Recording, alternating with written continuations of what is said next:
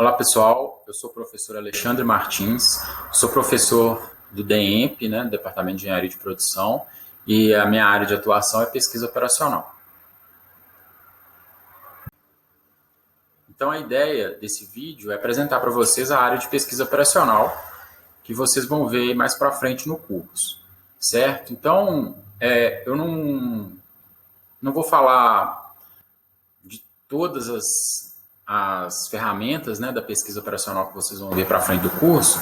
Eu vou mudar um pouco a dinâmica, vou tentar apresentar um problema e uma técnica de resolução desse problema. E com isso, eu vou tentar, né, como vocês são calouros, e geralmente a gente vê muitos calouros reclamando, por que eu estudo cálculo, por que eu estudo física, por que eu estudo programação? E através da técnica de resolução desse problema, eu vou tentar justificar um pouco, né, por que vocês têm que ver todas essas matérias que vocês veem, né, para tentar resolver um problema de engenharia, né, ok? Espero conseguir.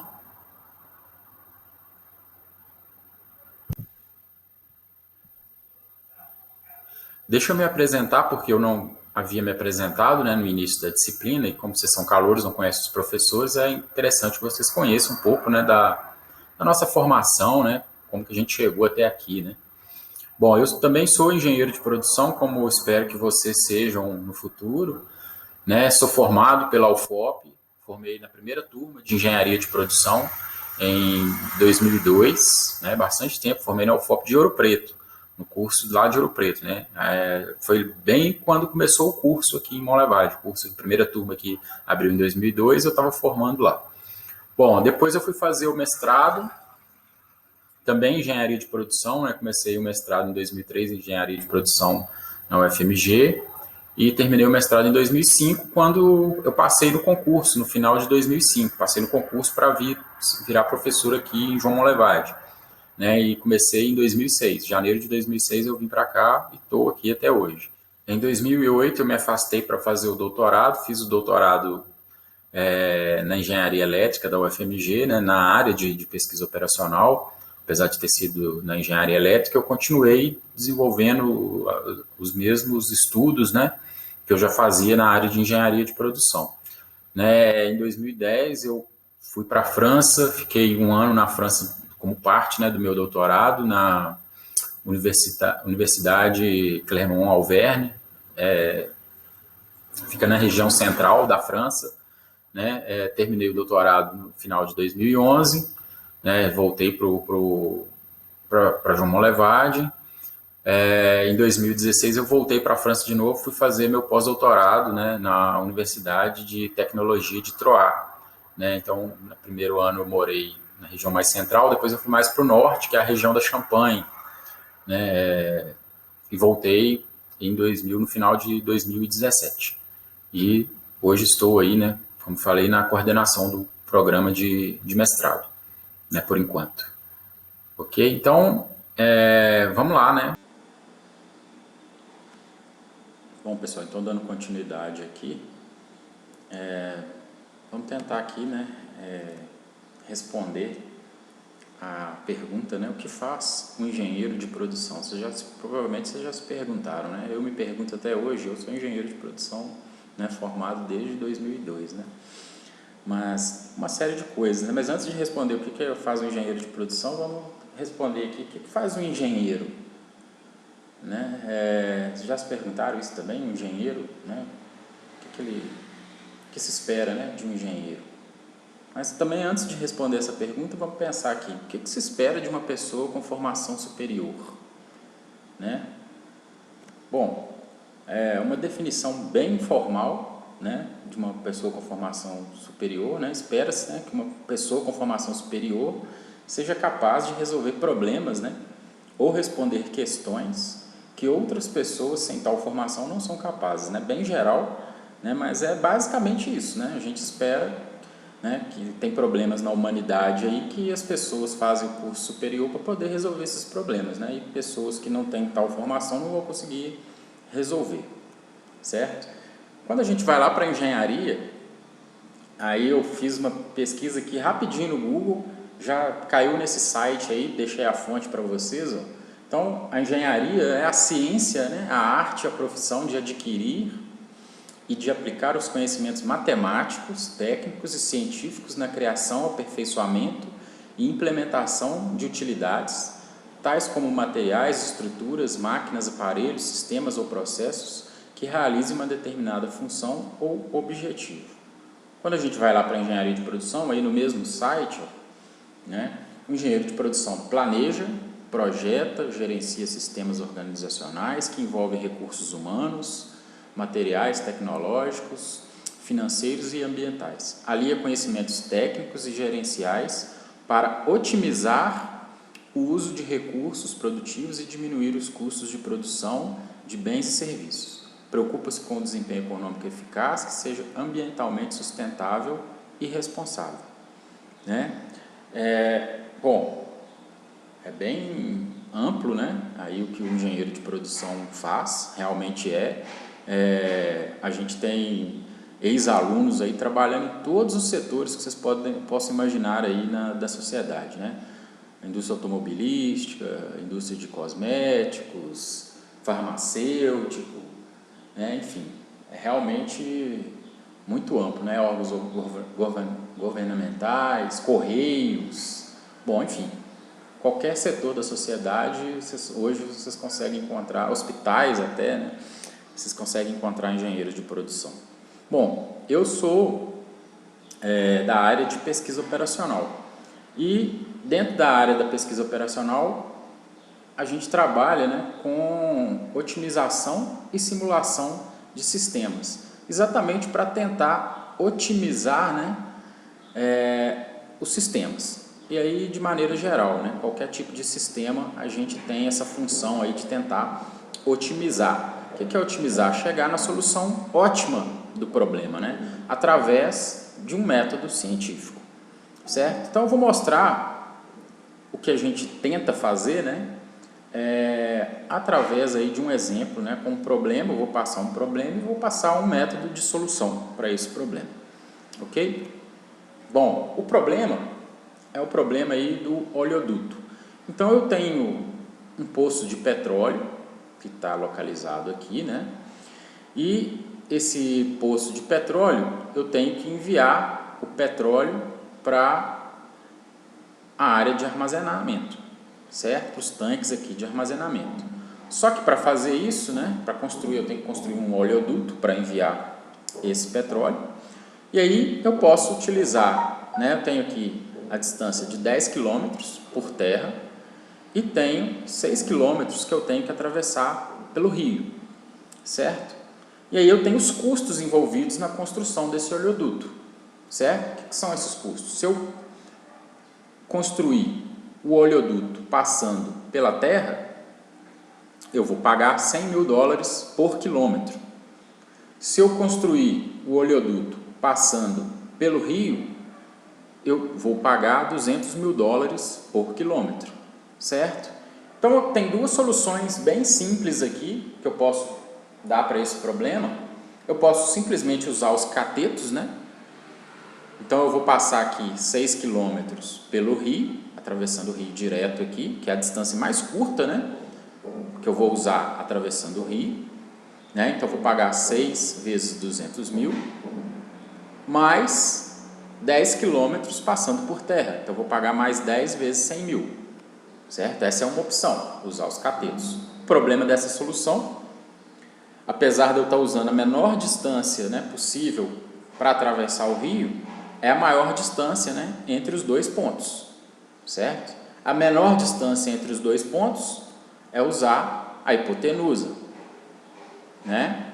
Só que o problema da hipotenusa, eu vou usar a maior distância, né, possível, que é o rio, né, que na verdade vai ser o total, eu vou passar pelo rio, certo? Então o custo aqui, né, é o que? É os 200.000 vezes a raiz, né, dos quadrados, da soma dos quadrados dos catetos aqui, certo? Então eu posso, essas são as duas opções aí extremas, né, desse problema. Se eu usar os catetos, minha solução é 2.200.000. Se eu usar a hipotenusa, minha solução é 2.332.380.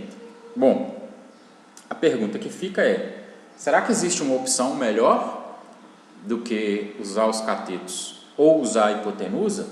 Será que existe uma solução intermediária, né, em que eu vou ter um custo menor do que essas soluções extremas? Bom, o custo de qualquer solução para esse problema, né, ela vai ser dado por essa equação aqui, ó, certo? É 100.000, né, que é o custo por terra, vezes 10 menos x. X é onde eu vou escolher, né, o ponto que eu vou escolher aqui entre 0, o 0 está aqui, né, se eu for usar os catetos, e 10. Certo? O valor máximo de x pode ser 10 e o valor mínimo é 0. Se for 10, quer dizer que eu vou usar a hipotenusa. Se for 0, quer dizer que eu vou usar os catetos. E qualquer valor intermediário, né, vai ser 100.000 vezes 10 menos x. Então, se o x, por exemplo, for 2, né, então quer dizer que eu vou usar 8, né, se o x for 2 vai estar mais ou menos aqui assim, então quer dizer que eu vou usar 8 km de terra. E quanto que eu vou usar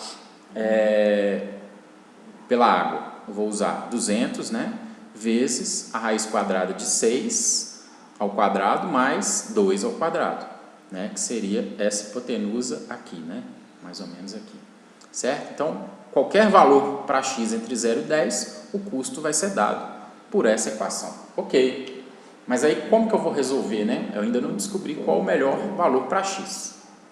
Bom, eu posso tentar resolver aqui por tentativa e erro, né? Então, vou dando valores aqui para x, né?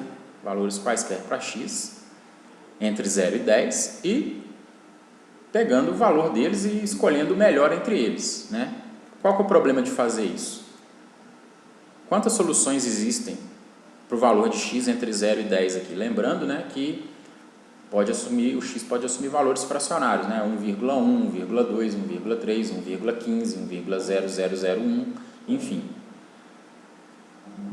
Né? A gente tem, na verdade, infinitas soluções.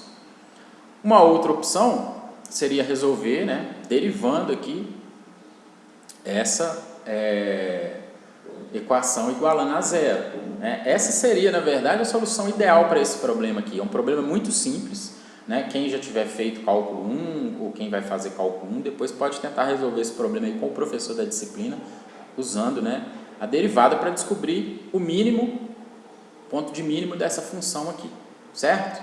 Mas vamos imaginar que esse fosse um problema muito complexo e que eu não conseguisse resolver, né, através da derivada. Eu poderia então aplicar um algoritmo de otimização, que é o que a gente faz dentro da pesquisa operacional. Entre outras coisas, né, uma das coisas que a gente faz é usar algoritmos de otimização.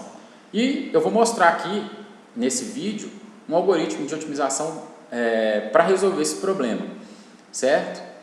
O algoritmo que eu vou mostrar é o que a gente chama lá de algoritmo genético, certo? O que o algoritmo genético faz? Ele simula o processo de evolução biológica, né? Mas na verdade a gente trabalha no mundo dos números agora, certo? Os algoritmos genéticos são usados aí para resolver uma infinidade de problemas, em especial problemas de otimização, que é o nosso caso, né? O algoritmo genético ele faz uma analogia, né, com processos naturais de evolução, né, nos quais, dado uma população, os indivíduos com características genéticas melhores, eles têm maiores chances de sobrevivência e de produzirem filhos cada vez mais aptos, né, enquanto os indivíduos menos aptos tendem a desaparecer. E aí o algoritmo genético, a gente faz uma analogia, né, do processo de evolução genética com o problema de otimização. Então, o que seria um indivíduo, né? Lá na genética, a gente é uma solução do nosso problema, ou seja, no nosso caso aqui do nosso exemplo, seria um valor para x. Uma população seria um conjunto de soluções, ou seja, um conjunto de valores para x. Um cromossomo é uma representação da solução, ou seja, como eu represento a minha solução, né, no problema de otimização. No caso aqui, a gente pode usar uma variável, né, real, né, um valor entre 0 e 10, um número real entre 0 e 10. Eu poderia também fazer uma representação através de números binários para representar o número real. Existe essa possibilidade também, né? O gene é parte da solução. Então, por exemplo, se eu tivesse uma representação com números binários, né, cada valor binário seria um pedaço da minha solução. E o alelo, né, são os valores que o gene pode assumir. Então, por exemplo, uma representação binária seria, o alelo seria, né, 0 ou 1, né? E aí a gente tem os operadores, né, que são o cruzamento e a mutação na genética, né? E na otimização, o cruzamento e a mutação são os operadores de busca, que vão fazer, né, com que o método possa buscar soluções cada vez melhores. Então, o objetivo, né, de um algoritmo genético é o de tentar melhorar as qualidades genéticas, né, de uma população através de um processo de renovação iterativa das populações. Então, um esquemazinho aí do nosso algoritmo genético, o que ele vai fazer, né, o passo a passo? A gente vai gerar uma população inicial, né, então um conjunto de indivíduos. Eu vou avaliar essa população. O que é avaliar essa população? Verificar o quanto ela é boa, né? No nosso caso, o quanto o valor, o custo dela é menor, né? Então, quanto menor o custo, melhor vai ser aquele indivíduo, né? Eu vou verificar se o critério de parada foi satisfeito. Se ele foi satisfeito, eu vou, né, pegar o melhor ou os melhores indivíduos, né? Se não, o que eu vou fazer? Eu vou selecionar os pais, né? Então, eu vou selecionar 2 pais aqui para fazer o cruzamento. Ou seja, eu vou misturar a característica desses pais e vou gerar filhos. Esses filhos podem sofrer uma mutação de acordo com uma determinada probabilidade. Eu vou avaliar essa população, né? Igual eu fiz aqui, ó. Então, eu vou avaliar a população que eu gerei e vou definir a população sobrevivente. Então, eu vou pegar os pais, vou pegar os filhos e vou verificar quem que eu vou mandar para a próxima geração. E vou ficar fazendo isso até que o critério de parada seja satisfeito. Bom, vou mostrar aqui de maneira simples, né, o que seria o cruzamento e a mutação. Então, imagine que eu tenho 2 pais, né, cada pai tem uma característica e os filhos eles vão herdar, né, algumas características de um dos pais e outras características do outro pai. Uma mutação vai acontecer, né? Aqui, por exemplo, ó, eu tenho uma nova característica que não é herdada nem do pai 1 aqui, nem do pai 2, certo? Então, é uma nova característica que vai surgir naquele filho. E na mutação, a gente tem que definir, né, qual que é a probabilidade que ela vai acontecer. Geralmente, a gente trabalha com probabilidades pequenas. Então, pessoal, eu criei aqui um algoritmo genético, né, em Python, para resolver esse problema. Então, o algoritmo genético ele precisa de alguns parâmetros, né, para funcionar. Então, o NPOP aqui é o tamanho da minha população, ou seja, eu vou trabalhar com 20 indivíduos. O número de gerações vão ser 50 gerações, né, em que vai realizar o cruzamento, a mutação, enfim. A taxa de mutação eu coloquei em 5%. Aqui o X máximo, né, é 10, que é o valor máximo que o X pode assumir. A distância do rio, né, é 6. O custo lá de construir na terra é 100 mil. O custo de construir na água é 200 mil. Né? Então, aqui a gente tem a parte aqui, ó, gera a solução inicial. Né? Então, a solução inicial vai ser gerada aleatoriamente, né, entre valores 0 e 10. Tem a parte da avaliação da solução, ou seja, eu vou calcular, né, o custo de cada membro, né, da população. Aqui a parte do cruzamento, então eu simplesmente pego aleatoriamente, né, duas soluções e gero 2 soluções a partir delas. Né? Então eu vou pegar uma parte de cada pai, né? Aqui eu defino a mutação.